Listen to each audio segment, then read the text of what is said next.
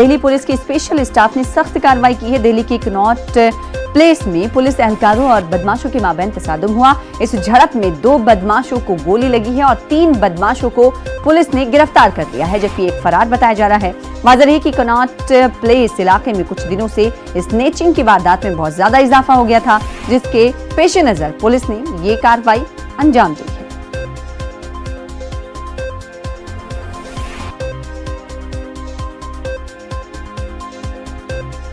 आज पीएम मोदी की सदारत में मरकजी काबीना की मीटिंग है। मीटिंग वजीर आजम की रिहाइश गाह पर होगी, जिसमें कुछ अहम फैसले लिए जा सकते हैं। मुमकिन है कि एमएसपी पर भी कोई फैसला लिया जाए। वहीं जराये के मुताबिक पेट्रोल पंप खोलने के ताल्लुक से भी जुड़े कानून में ढील देने की तजवीज पर भी मुहर लग सकती है।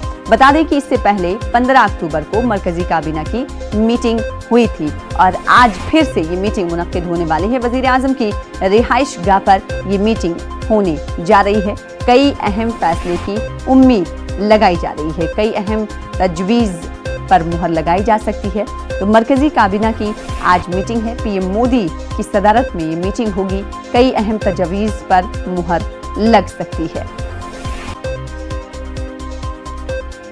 आज पीएम मोदी की सदारत में मरकजी काबीना की मीटिंग है। मीटिंग वजीर आजम की रिहाइश गाह पर होने वाली है, जिसमें कुछ अहम फैसले लिए जा सकते हैं और इन फैसलों पर सभी की निगाहें होंगी कि क्या कुछ इस मीटिंग में फैसले लिए जा सकते हैं। कहा जा रहा है और ये मुमकिन है कि एमएसपी पर भी कोई फैसला लिया जा सकता है।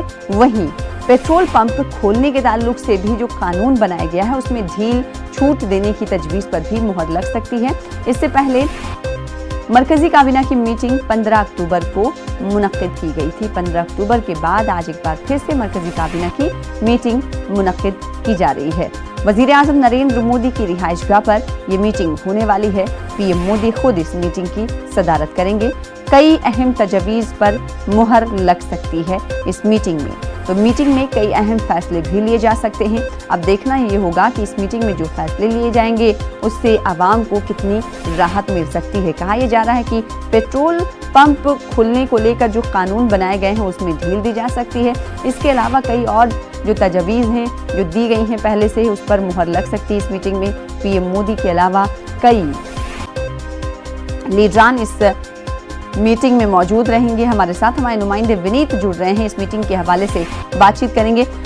विनीत, बताइएगा ये मीटिंग कितने बजे होने वाली है और इस मीटिंग में क्या कुछ फैसले लिए जा सकते हैं? किन किन चीजों पर, किन किन तजवीज पर मुहर लग सकती है?